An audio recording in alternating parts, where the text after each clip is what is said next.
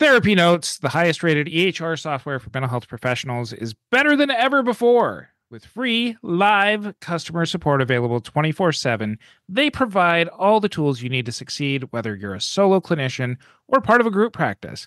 Try it for free for 2 months with promo code MODERN today. You learned a lot in grad school, but not how to run a profitable practice. Green Oak Accounting's Money for Therapists practice startup course bridges that gap. Get your practice's finances in order from the start. Visit greenoakaccounting.com/startup to learn more. You're listening to the Modern Therapist Survival Guide, where therapists live, breathe, and practice as human beings. To support you as a whole person and a therapist, here are your hosts, Curt Widhelm and Katie Vernoy. Welcome back, Modern Therapists. This is the Modern Therapist Survival Guide. I'm Curt Widhelm with Katie Vernoy, and this is the podcast for therapists about the things that we do in our practice, the things that we do in our field.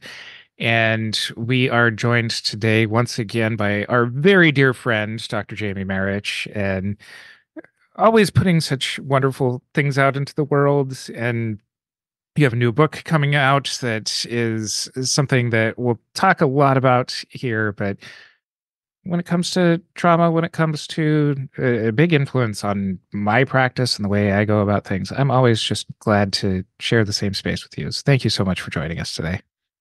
Our pleasure. So glad to be here with you. Is this number 5 or number 6? I've lost count. It's been a lot that I've been on the show. But we just love having you here. But for anybody, if they've missed you before, let's tell them who you are and what you're putting out into the world. So professionally, I'm Dr. Jamie Marich. I'm the founder of the Institute for Creative Mindfulness. I'm an EMDR trainer, write books in the field of EMDR, dissociation, expressive arts therapy, addiction recovery. Personally, we use the moniker Jamie Plus to indicate that we are a person with lived experience of dissociative identities. We're also in long-term recovery from addiction. And yeah, we kind of exist at this space, this intersection of having had a lot of professional training and been a part of a lot of the conversations around trauma, yet we are also just a human. And even a lot of our parts kind of struggle with the way the field is. And so it's one of the reasons we really appreciate this podcast is you have some of these tricky conversations and call things as you see them. And we really love that about y'all. Oh, thank you. So your new book, You Lied to Me About God. Give us a little bit of the broad overview, and then we'll jump into kind of the normal questions that we have about this. So I feel like I'm in the confessional, which is appropriate because we grew up not just very religious. We grew up doubly religious, meaning we had one parent. Our parents were married Roman Catholic. And then when I was about 5 years old, our father converted to a pretty extreme evangelical group, and he harbored some pretty extreme views on things, including that Catholics were bad and were going to hell. And my parents stayed married in the same house, and they were both religious in their own way, having a lot of contempt for each other's expressions of Christianity. And as the oldest child, as the hero child, I got caught in the middle of a lot of this. I remember my father's conversion vividly. And I went to 2 churches every Sunday morning through most of my formative years up until high school. And I, on top of all of that, if I'm really looking back at it honestly, knew from when I was about 9 years old that I was queer and liked all genders and had a lot of feminist thinking. And growing up in a religious house, it very much squashed that. So there's a lot of memoirs about growing up in conservative religion out there. Why I felt I really wanted to add my voice to that chorus of memoirs is I got it from 2 different brands of Christianity.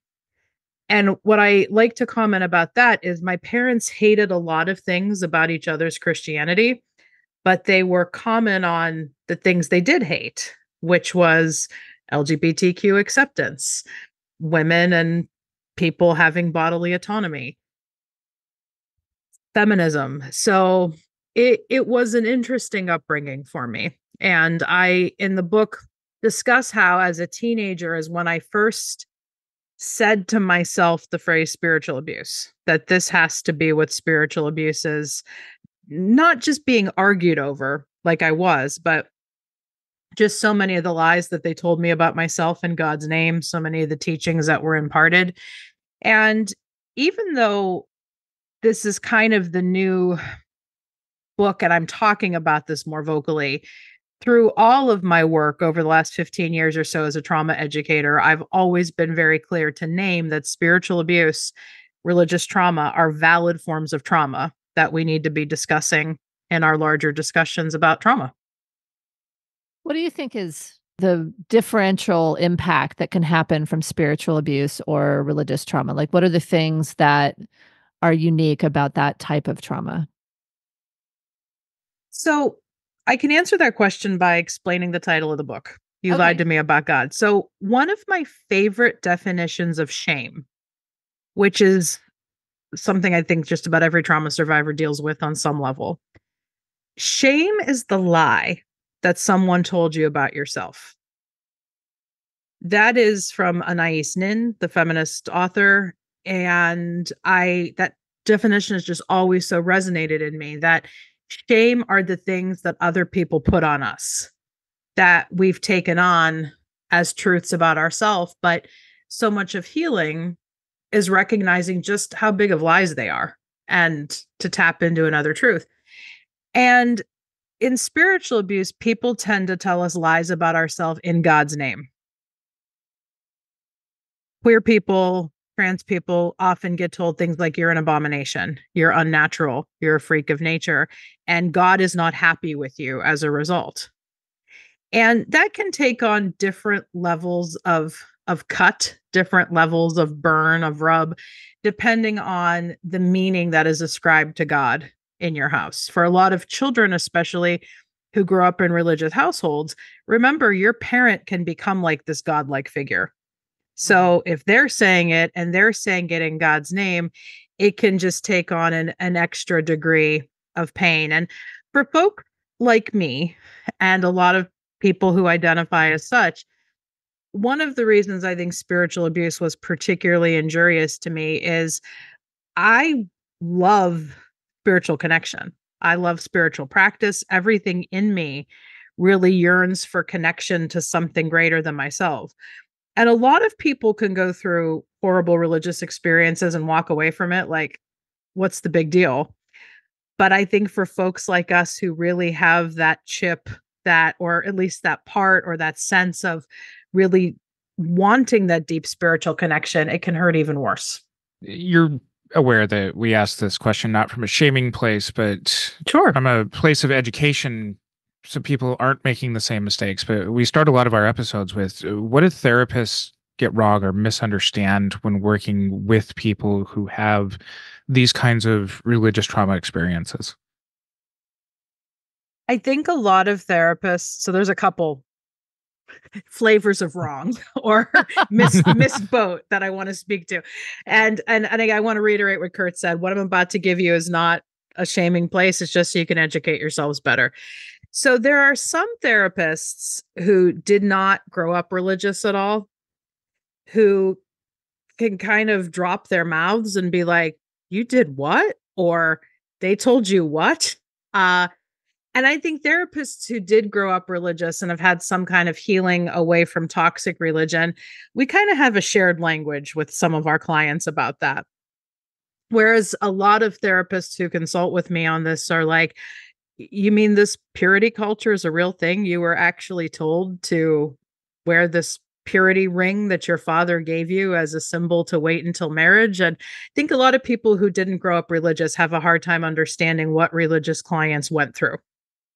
So, like with anything in the realm of cultural humility, you can ask your client to paint a picture, but it's also not your client's job to be the sole cultural informant, right? So, if a client does disclose growing up as a gay person or a queer person, a trans person in evangelical culture, maybe consider watching the Netflix documentary Pray Away. It's an excellent exploration of that. There is a lot of literature out there, some courses now that can help therapists at least get the 411 on a lot of what toxic faith, toxic religion looks like. I mean, cult documentaries are a cottage industry now.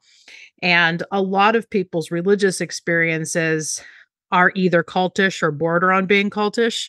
So a lot of these documentaries, some are better than others, might also help you understand the insight for some folks who grew up religious. So I think that's one thing that therapists miss. Another thing I experienced, so when I was working at a group practice, anytime a client spoke of anything connected to spiritual abuse, religious trauma, spirituality, it's like, oh, we got to send them to Jamie because we don't feel as therapists qualified to talk about spirituality at all. And I think that's another thing therapists get, that if I don't have special training as a pastor or as a pastoral counselor, I can't work with people around their spiritual journeys. That's not even connected to spiritual abuse. And I've always said, if you truly believe in counseling or therapy as a holistic endeavor, yeah, you want to know your scope, that you may not be doing spiritual direction, but we have to have an openness to look at where clients are at spiritually, what their spiritual practices mean to them, what areas of their life they've been wounded by spiritually. And if you're stuck with a client who's otherwise doing good work with you, get some consultation or do some ongoing reading and study. Now, the third boat, and the one I want to speak to most fully, are for therapists who may still be very religious themselves or caught in, here's where what I hear a lot. Yes, I'm religious, but I try to keep, like in EMDR, we say, stay out of the way. I try to stay out of the way when it comes to my clients. But if you are still driven in any way, especially by a lot of conservative religious values, you may be guiding your clients from more of a faith-based place than you realize, when they may want a more secular experience, or they may legitimately need to talk some shit about the church because of what they went through. And if you're clutching your pearls about that, it can be a problem. Like, I kid you not. So really unburdening here. So chapter 9 of my memoir is called I Believe in a Queer God. And it opens with the story of how one of my best friends who grew up in conservative religion is a gay man who ended up taking his own life. And the chapter starts with when I found out that day. This man, his name was Jason, was actually told at one point in a secular treatment institution for his addiction, was pulled aside by a young licensed counselor trainee, pre-licensed person, you might call in some states. And this person pulled him aside and said, you know, don't you think your struggles with addiction are because of your homosexuality and that you're just not right with God? Wow. I wish that was an outlier, especially in a state like mine. I'm from Ohio. And he spent a lot of years trying to unpack that in other therapy. And yes, this was the message that the churches he grew up in gave him. And here he was getting it from a licensed or about to be licensed person in an agency that was not faith-based. That's a problem. And that is something I really want to challenge any therapist who might be listening to this to consider. And I want to be clear, there's nothing wrong with being religious. There's nothing wrong with being a person of faith. We still consider ourselves to be a person of faith and a deeply spiritual individual. And we actually get the appeal of religion. We think the problem comes in when you are trying to force your beliefs about God, higher power, or religion on other people, especially if you're doing it in the name of clinical work. Therapy Notes not only combines billing, scheduling, notes, and more into one easy-to-use platform, they now also offer secure client and practice messaging. It's never been easier to run your practice. Plane, train, you name it, access is just a click away.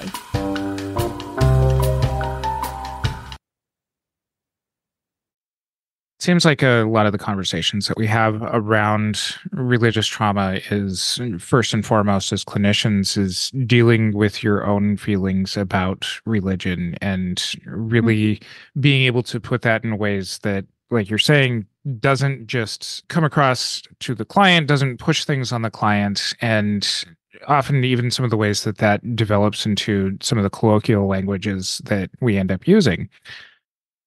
The part of the book that I got to read ahead of this interview is I want you to talk about the paradox of forgiveness. And that part of the book really stood out to me, and just go with that. Go with that. Oh, wait, thank you for the invitation. Forgive and forget. You have to forgive. You have to forgive. I mean, forgiveness is such a loaded word. It means a lot of things to different people. And many clients, especially for trauma work, have come in to me over the years and asked if they have to forgive their abuser, if they have to forgive the person who traumatized them. And my secular therapist answer to that question is absolutely not. You don't have to forgive. I don't think that is a requirement for healing. Healing looks like different things to different people. I do try to generally guide some people towards some level of acceptance. Acceptance never means you have to like it, though, never means you have to endorse it. And yeah, so forgiveness is not required for healing, but a lot of people believe it is because various religions, various churches, various societal forces have pounded that into their heads. And the problem with forgiveness, because if you can genuinely forgive someone and it helps you in your healing process, beautiful. Many people may find this hard to believe, but I have truly forgiven my parents after everything I've been through and everything I've written about them. But the reason I'm able to forgive is because I've dealt with the stuff. I do have some understanding that my parents were at a place in their own journey when they did a lot of these things or didn't do a lot of these things in God's name, right?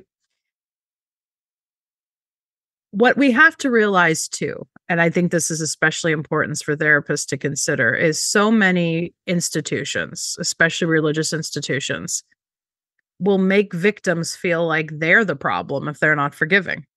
Yeah. That, okay, let's say I'm a victim who's reporting sexual abuse by a pastor. You have to forgive them. That's what Jesus would want you to do. Or so many people who've come reporting spousal abuse in church settings have been told, but the godly thing is to forgive them and move on. And a lot of the cult documentaries or insular religious community documentaries, high control religious documentaries highlight this, how the forgiveness theology really does become a tool of the abuser, that if you're not forgiving and moving on, you're the one who's preventing healing. But it really is just I think at our most generous, we could say it's a sloppy band-aid you're putting on a wound. And really at our most real, it's just a very cruel thing because we tell people your pain doesn't matter.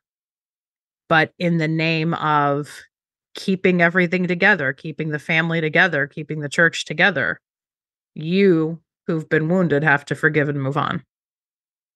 It also seems to cause this element of self-hatred or self-doubt, at the very least, around someone's ability to be good or right if they have a challenge in forgiving the person who's traumatized them.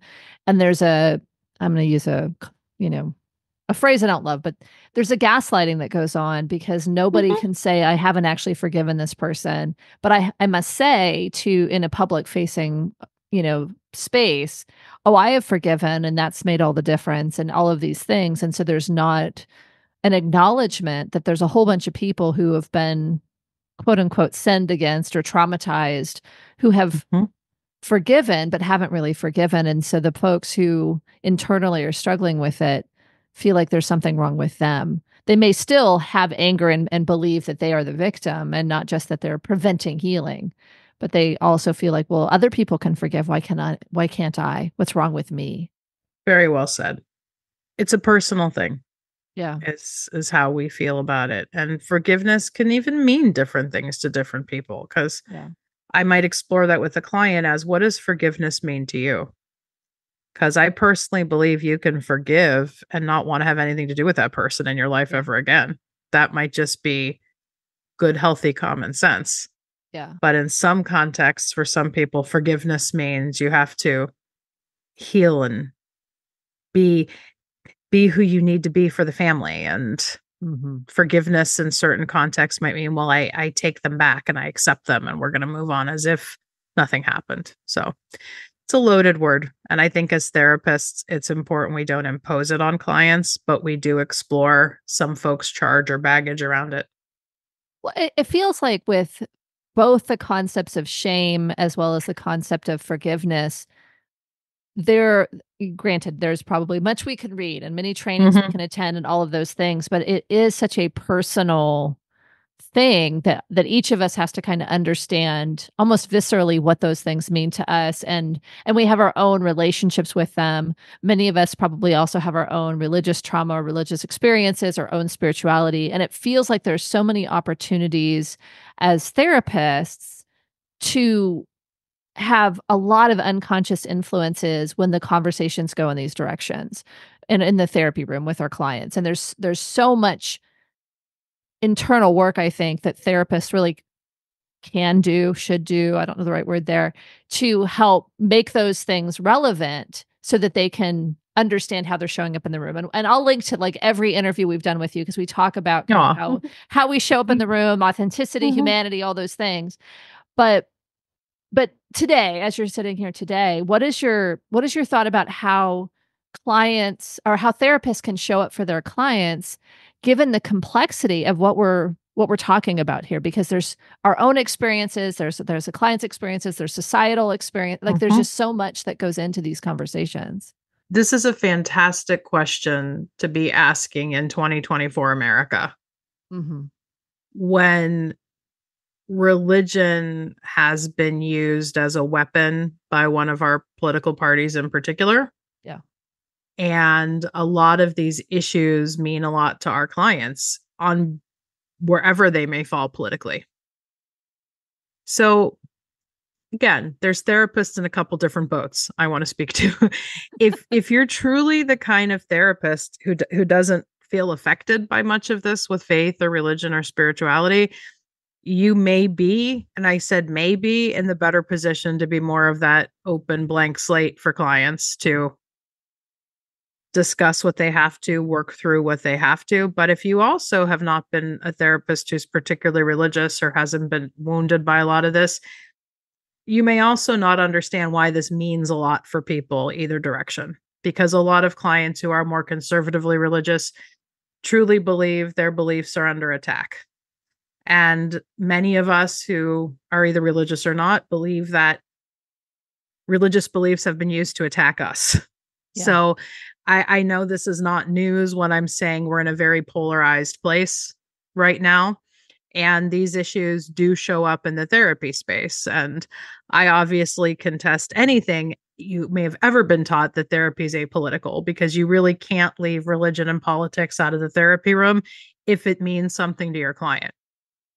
So again, where life may be easy for you is if you as the therapist really do heavily align with your clients, both politically, maybe around spirituality and religion as well. But we don't always have that luxury, so to speak, especially in certain parts of the country. So obviously do your own work is part of this. And thank you, Katie, for mentioning that. I won't say much more to that other than in You Lied to Me About God.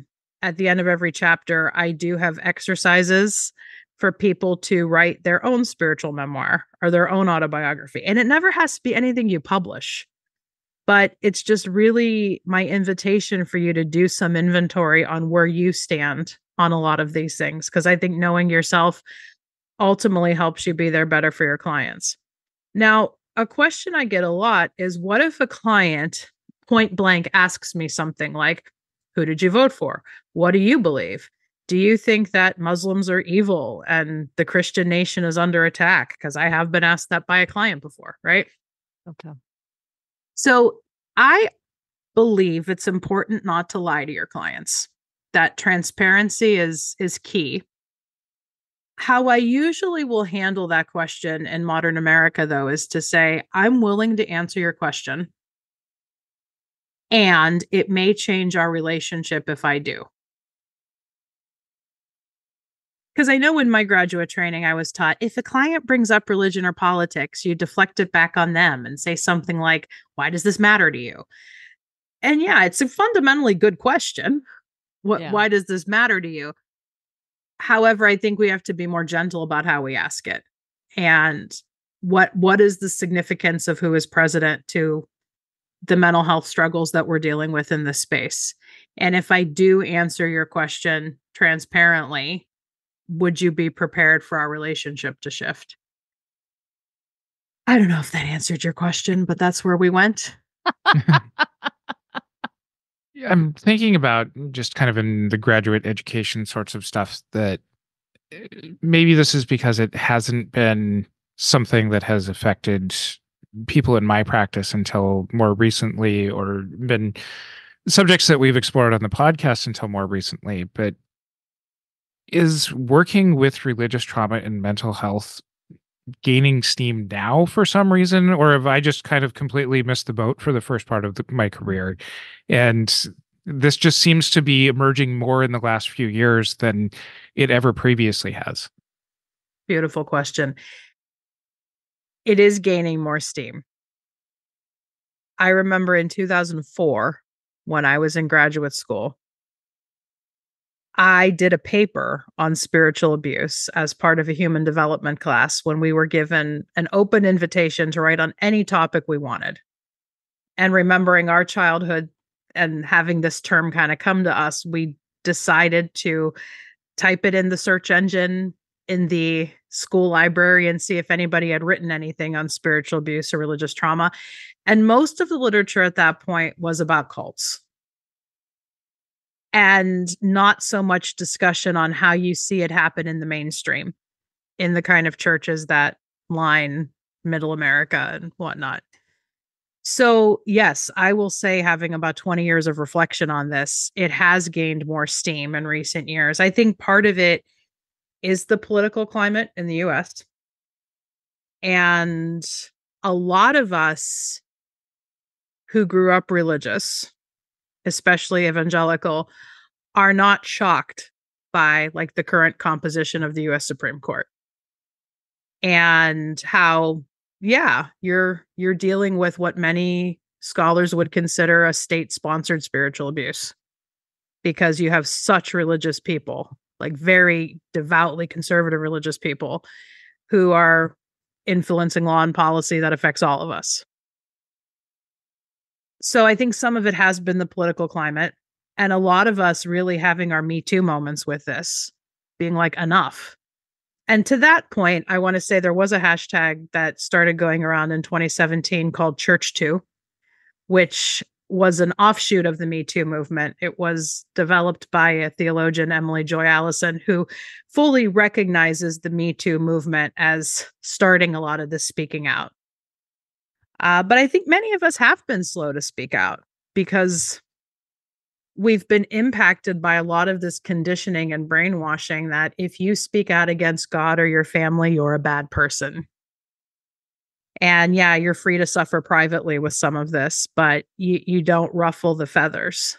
And I mean, I think a lot of us especially are just saying enough's enough. For me, having seen so many members of my LGBTQ family die because of this kind of hatred and bigotry and under the thumb of spiritual abuse and religious trauma, I think even though I've been trying to name this for many years through my career, I know when my friend passed away in 2019, when he took his life, that something snapped in me in a good way when that happened, that we have to be drawing more attention and awareness to just how much bad theology. There's a book called Bad Theology Kills. They just think the title says it right there. Yeah. And we want people to be more aware of that. You learned a lot in grad school, but your years of schooling did not prepare you for owning a business, much less a profitable practice that pays you well, and it's time to bridge the gap. I want to tell you about a brand new course from Green Oak Accounting called Money for Therapists Practice Startup. This course will teach you what you need to know to get your practice's financial footing in order from the outset. This course is a must-have for private practice owners who want their therapy businesses to be profitable and financially sustainable. Green Oak Accounting is the industry leader in accounting for mental health, and they use the lessons learned from working with hundreds of practices to develop this course. They want you to avoid months or years of financial mistakes by providing you with the exact information you need to get the back end of your business set up right. No more wondering about the missing piece. If you're ready to make wise decisions about your money and give your private practice the strong financial foundation it needs to thrive in the long term, this course is for you. Don't simply wish you had been taught how to run a business. Take action now to ensure your private practice's financial success. Visit greenoakaccounting.com/startup to learn more and to take advantage of a limited time deal on the course. One of the things that I've seen with some of the clients coming into my practice that have faced spiritual abuse, have faced religious trauma, is just kind of this mistrust of anything while still yearning for some sort of meaning, some sort of belonging out of things. And whether it be a previous therapist, whether it be just kind of, other relationships, not having like a landing place once they've decided to leave their religion, leave their church, whatever it may be. And oftentimes it can set up in the therapeutic relationship just that opportunity to be the next person who lets them down. Now, you have a wonderful blog, and we'll put this over in our show notes, that I have shared with some of these clients about that from the beginning of therapy, we're also going to let these clients down. Yes. So, well, there's a lot of places we could go with that question. It's a good question. I'm glad that you are a fan of the piece, because I'll speak to this from both lenses, being kind of the recipient of spiritual conditioning and being now a therapist who is in this position of power in some ways, and in many ways with a lot of folks. So I know when you grow up religious, sometimes this is just growing up in our culture, but it could be our culture plus growing up religious, really gives you this idea that I cannot say no to other people, that I have to be seen as a good person at all times, and I have to be constantly available to God and my fellow man or my fellow humans, because what would people think of me if I wasn't? That's not charitable. And I know as a therapist, I've had to unpack a lot of just this notion. I remember I was in maybe graduate school or just after, somebody called our field paid codependency. And that really did hit me in a certain way, that, yeah, many of us get into this because we want to be needed and we want to be helpful. And no, now you can get paid to do it. Maybe not very well, especially if you're working agency based. But I've had to do a lot of unpacking over the years as a therapist, as a helper, with really being candid with my clients that I have ethical codes I have to adhere to. And I will, even as I'm saying it, it's so hard for me now to say, I will do right by you. I will do my best to do right by you, because inevitably there will be places as your therapist where I will let you down because I have to say no, because I have to set boundaries. And I think early in my career as a therapist, I had to do a lot of hard work with that as I struggled to unpack what saying no to someone meant. And I think any therapist could hopefully read that article. You're going to link Curt and Benefit. That yes, we have to take care of ourselves, and we give lip service to that in these professions. But I think so many of us can be convicted of not actually doing it the way we need to. And well, why is that? And I think for some of us, it is because of this productivity crunch we need to pay our bills and whatnot. But especially if you're a therapist who grew up religious or who grew up under any kind of culture of obligation, I'd want you to look at, is this constantly being available, even to your clients, a trauma response of some kind? Now, the other side of this question, I think, is, this is another big unburdening that I don't know if I've said so directly in a public space yet, the Modern Therapist Survival Guide podcast feels like the perfect place to do it. This is like home for me. So after 20 years of studying spiritual trauma, watching every cult documentary that's out there, being really acquainted with the cultic dynamics in the therapy field, because I do write about this in the book, how my cult alarm went off when I got into the EMDR community, having grown up in high control religion.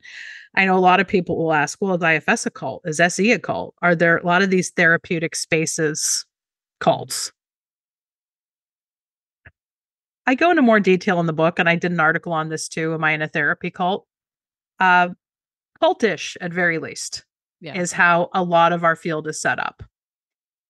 And so from both the religious side, being a therapy trainer, people want somebody who's going to give them an exact answer of what to do. I think when a lot of us watch cult documentaries and are mystified by why did they turn over all this power to a guru or to a priest or to a leader, it's appealing to believe there is someone out there who will give us all the answers. Yes. Whether that's Osho or whether that's Francine Shapiro or Dick Schwartz or whether that's you, Curt Wilhelm, my therapist. And I think the smartest theology, the smartest therapeutic instruction we can empower people to see is from The Wizard of Oz. When Glinda told Dorothy at the end, you've had the answers in you all along.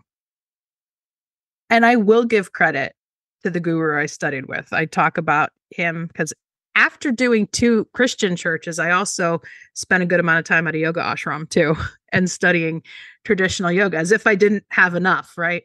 Sure. And yeah, I call out some of the problems I saw at that ashram and with the leadership and whatnot. But the guru I did study with said, a true guru, and guru just means one who casts out darkness. It's a Sanskrit word for teacher. That directly comes from that. A true guru helps you see that the real guru's in you, that you have the answers within you. And my guru had even said, once I've done that, you can fire me. I've done my job. And I believe he did teach me that. So he did his job with me. But I'm still kind of unpacking and exploring what is this human tendency we have. And maybe I get your 2 takes on this, to have someone give us all the answers instead of realizing the powers within.